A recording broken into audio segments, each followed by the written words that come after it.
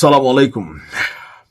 মানে অনেকটা বাঘের সামনেই ঘোগের অবস্থান আমার কাছে মনে হচ্ছে।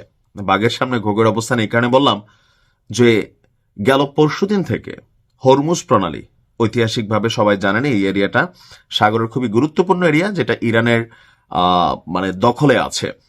আর এখান থেকে বলা হয়ে থাকে পৃথিবীর যে শিপিং কর্পোরেশন বা তেলবাহী জাহাজ, মালবাহী জাহাজ যেগুলো আছে, এই রোডটাকে ব্যবহার করতে হয় শতকরা ৮০ ভাগ জাহাজকে। সো এই রোডটা খুবই গুরুত্বপূর্ণ।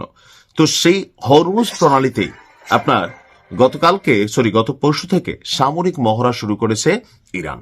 আর এর মাঝখানে মজার বিষয় হচ্ছে, তারা এই অভিযান বা মহড়া পরিচালনা করতে করতে এক পর্যায়ে গিয়ে মধ্যপ্রাচ্যে ইরান এবং মার্কিন যুক্তরাষ্ট্রের মধ্যে যে উত্তেজনাকর অবস্থানটা আছে, অর্থাৎ মার্কিন রণতরী আব্রাহাম লিঙ্কন সহ বেশ কিছু যে ফ্রিগেট, ডেস্ট্রয়ার যেখানে আপনার অবস্থান নিয়েছে পারস্য উপসাগরীয় অঞ্চলে, সেখানে ইরান তাদের এই সামরিক মহড়া মার্কিন যুদ্ধজাহাজগুলোর সামনেই পরিচালনা করে। ইরানের এই ঘোষণার পর বা এই কর্মকাণ্ডের পর মার্কিন সামরিক বাহিনীর সেন্ট্রাল কমান্ড তেহরানকে কঠোর হুঁশিয়ারি প্রদর্শন করেছে। ওয়াশিংটন বলছে, মার্কিন যুদ্ধজাহাজের উপর দিয়ে ইরানি ড্রোন কিংবা বিমানের উড্ডয়ন কিংবা দ্রুতগামী ইরানি স্পিডবোটের মাধ্যমে সংঘর্ষের উস্কানি দেওয়ার মতন যে কোনো অনিরাপদ কর্মকাণ্ড তারা কোনোভাবেই সহ্য করবে না। অর্থাৎ যেখানে আমেরিকার এত বড় বিশাল একটা সামরিক জাহাজ, ফ্রিগেট, ডেস্ট্রয়ার, আরো যুদ্ধ জাহাজগুলো অপেক্ষমান, সেখানে গিয়ে ধরেন ইরানের একটা ড্রোন ছুঁ করে এটা উড়ে যাচ্ছে, তারপর হচ্ছে একটা যুদ্ধ বিমান তারা এটার উপর দিয়ে উড়াচ্ছে, এবং কি তাদের যে স্পিড বোটগুলো আছে ভুংবাং করে এই জাহাজগুলোর আশেপাশে দৌড়াদৌড়ি করতেছে। তো এটা কোথাও না কোথাও মার্কিন যুক্তরাষ্ট্র কিছুটা টেন্সড বা টেনশনে নিচ্ছে।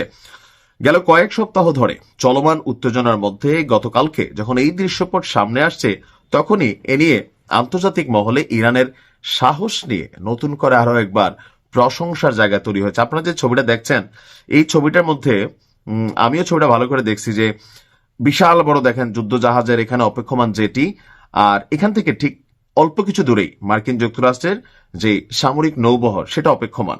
আর এখানেই ইরান তাদের এই মহড়া চালিয়ে যাচ্ছে।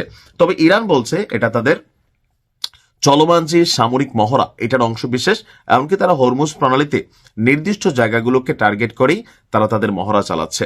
আর এই মহড়া চালানোর উদ্দেশ্য হচ্ছে যে সমুদ্রের নিচে থাকা সুড়ঙ্গতে যে সুড়ঙ্গগুলো উন্মুক্ত করেছে, বা পাশাপাশি ইরানের যেই নৌ সামরিক সক্ষমতা সেটাকে প্রদর্শন করা।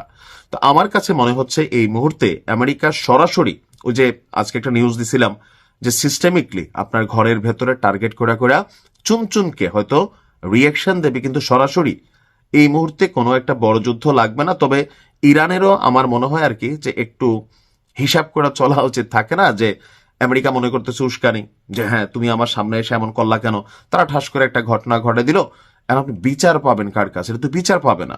আমেরিকা যদি বলে যে তাদের একটা নৌবোট বা একটা যুদ্ধ বিমান আমাদের সীমানার মধ্যে চলে আসছে, যেটা মার্কিন যুক্তরাষ্ট্রের যুদ্ধ জাহাজগুলোর জন্য হুমকি স্বরূপ, সো দ্যাটস ওয়াই আমরা আমাদের নিরাপত্তায় পাল্টা একটা রিয়েকশন দিছি, আর এতে ইরানের ২-৪ জন সেনাবাহিনী মরে গেছে।